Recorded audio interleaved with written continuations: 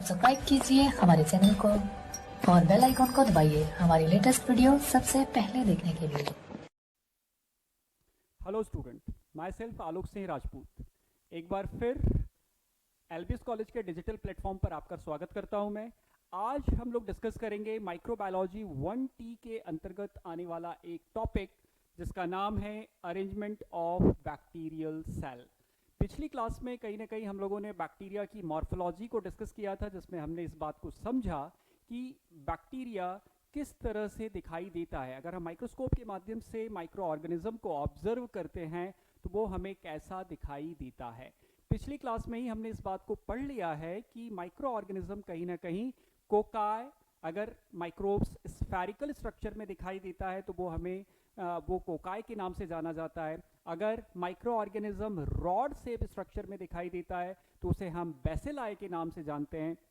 अगर micro organism Hindi के comma की तरह दिखाई देता है तो उसे हम कहीं ना कहीं वीब्रियो के नाम से जानते हैं। और अगर माइक्रो ऑर्गेनिज्म स्पाइरल स्ट्रक्चर में दिखाई देता है तो उसे हम स्पाइरोकीट के नाम से जानते हैं। आज की क्लास में हम लोग बात करेंगे कि अगर इन माइक्रो ऑर्गेनिज्म को अगर अरेंज किया जाए या ये जोड़े में आते हैं तो इन्हें किन नामों से जाना जाता है। सो स्टार्ट करते हैं हम लोग। सबसे पहले हम बात करेंगे जो स्फेरिकल स्ट्रक्चर है जिसे हम कोकाई के नाम से जानते हैं। Ultimately cocci bacteria can exist singly in pair as diplococci.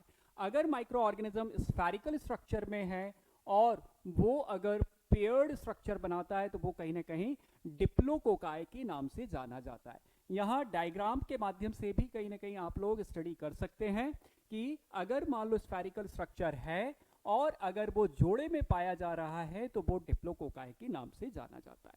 अगर माइक्रो ऑर्गेनिज्म ग्रुप्स और अगर 4 का ग्रुप बनाता है तो वो टेट्रेड्स के नाम से जाना जाता है। माइक्रो ऑर्गेनिज्म अगर स्फेरिकल है, गोलाकार है और अगर वो चेन रूपी स्ट्रक्चर बना रहा है, चेन के फॉर्म में अगर वो दिखाई दे रहा है माइक्रोस्कोप से देखने पर तो वो स्ट्रेप्टोकोकाई के नाम से जाना जाता है।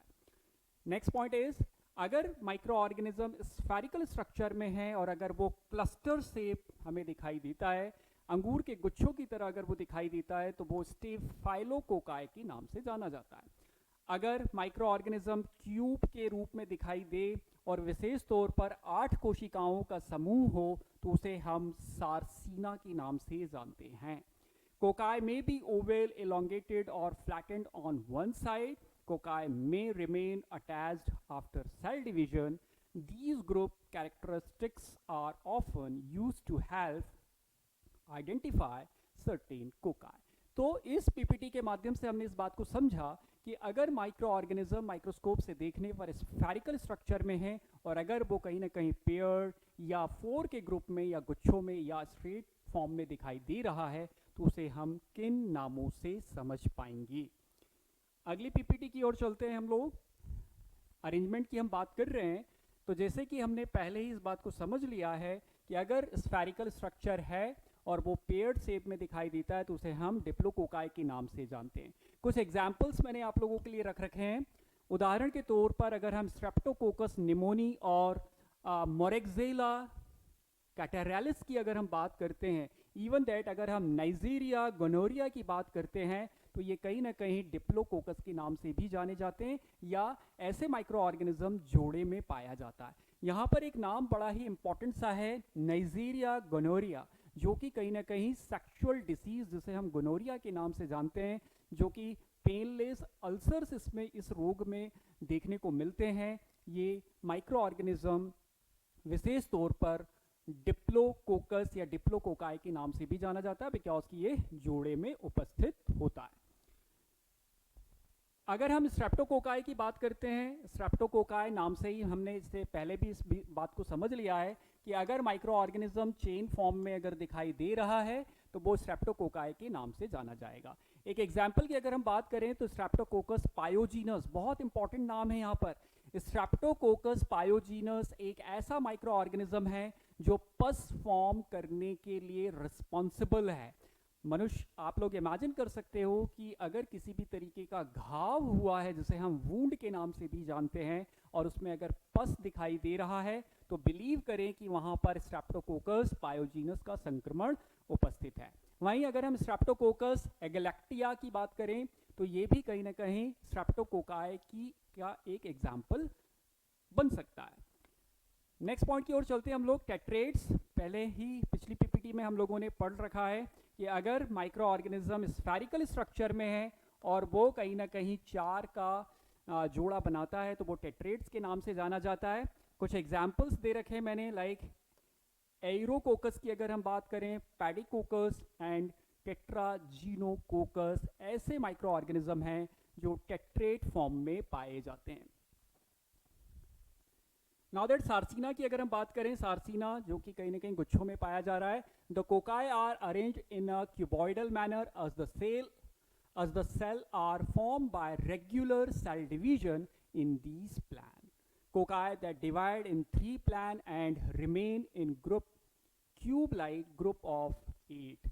एग्जाम्पल अगर हम सार्सिना के लें, तो सार्सिना वेंट्रिकुलाई जो हैं, जो कि कहीं ना कहीं पेप्टिक अल्सर के लिए रिस्पॉन्सिबल होता है, ये सार्सिना का एक एग्जाम्पल बनता है। नोट करना चाहिए आपको, सार्सिना वेंट्रिकुलाई एक ऐसा माइक्रो ऑर्गेनिज्म है जो कि टेट्रेट फॉर्म में पाया जाता है और विशेष तौर पर ह्यूमंस में पेप्टिक अल्सर करने के लिए रिस्पॉन्सिबल होता है। वहीं अगर हम सार्सिना यूरिए की बात करें, तो ये भी टेट्रेट फॉर्म में पाया जा रहा है। हम लोग अरेंजमेंट पढ़ रहे हैं, माइक्रो ऑर्गेनिज्म का किस तरीके से अरेंजमेंट होता है, इसको हम लोग डिस्कस कर रहे हैं। इसमें एक नाम आता है स्टेफाइलोकोकाई।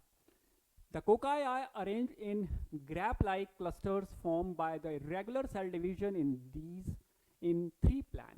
अगर भाई वे हम स्टेफाइलोकोकाई की बात करें, तो स्टेफाइलोकोकाई जो कि पहले डिस्कस कर चुके हैं हम लोग, कहीं ना कहीं अंगूर के गुच्छों के फॉर्म, जैसे अंगूर के गुच्छे होते हैं, कुछ उस तरीके की संरचना में स्टेफाइलोकोकाई पाया जाता है।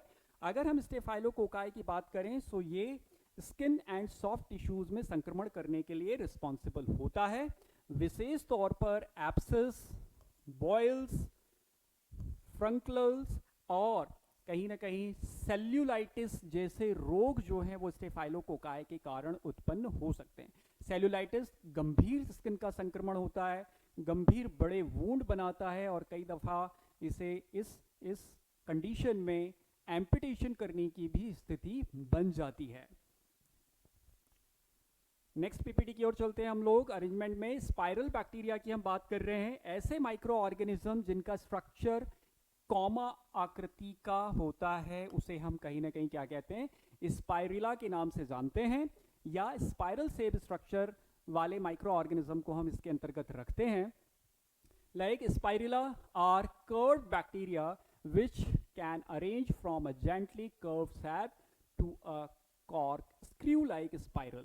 Many spirula are ridged and capable of movement. A special group of spirula known as spirochete are long, slender and flexible.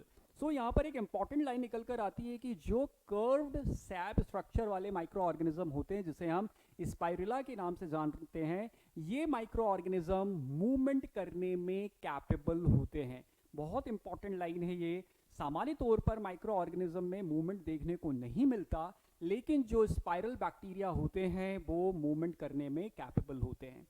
एक एग्जाम्पल है स्पाइरुला का, नाम है उसका वीब्रियो। पिछली क्लास में भी मैंने आप लोगों को एक्सप्लेन किया था कि जो वीब्रियो है उसकी एक स्पीसीज है, या वीब्रियो के कारण जो उत्पन्न होने वाला रोग है, जिसे हम कोलेरा वीब्रियो के नाम से जानते हैं। सामान्य तौर पर मनुष्यों में जो लूज मोशन से, गंभीर लूज मोशन जो कि डेड का कारण भी बन सकता है, मनुष्यों के शरीर से वाटर का लॉस होने के लिए या करवाने के लिए कोलेरा वीब्रियो रिस्पॉन्सिबल होता है। इसकी संरचना भी कॉमा सैप्ड में पाई जाती है। एग्जाम्पल लिखा हुआ है वीब्रियो कोलेरा। नाउ दैट अगर हम स्पाइरुला की बात कर रहे हैं, सो एक सेंटेंस हम लोग रीड कर रहे हैं, माफी चाहूंगा। ओके, सो यदि बाय द वे हम स्पाइरुला की बात कर रहे हैं, so they have ridge spiral structure, spirillum with metone can superficially resemble spirochetes. they do not have outer sheet and endoflagella but have typical bacterial flagella. एक एग्जाम्पल अगर हम बात करें स्पाइरुला का, कंपाइलोबैक्टर जैजुनी, कंपाइलोबैक्टर जैजुनी विशेष तौर पर मनुष्यों की छोटी आंत में संक्रमण करने के लिए रिस्पॉन्सिबल होता है।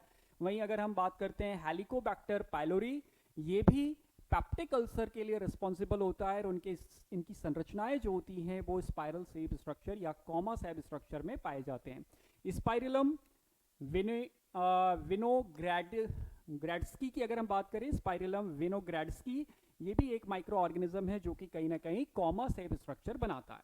नेक्स्ट की अगर हम बात करें लाइक स्पाइरोकीट, और स्पाइरोकीट के जो एग्जाम्पल हैं बड़े ही इंटरेस्टिंग से एग्जाम्पल्स दे रखे हैं मैंने, लाइक ट्रेपेनोमा पैलेडियम। सो ट्रेपेनोमा पैलेडियम एक ऐसा माइक्रो ऑर्गेनिज्म है, नोट करना चाहिए, ट्रेपेनोमा पैलेडियम सिफिलिस नामक रोग पैदा करने के लिए रिस्पॉन्सिबल होता है। और जो सिफिलिस डिसीज होती है ये सेक्सुअल कॉन्टैक्ट के माध्यम से पर्सन टू पर्सन फैलता है। तो अगर हम ट्रेपेनोमा पैलेडियम का स्ट्रक्चर देखें तो ये भी स्पाइरल शेप स्ट्रक्चर में पाया जाता है। और अगर दूसरे एग्जाम्पल की हम बात करें जो कि स्पाइरोकीट के एग्जाम्पल्स हैं, बोरेलिया रिकरेंटिस।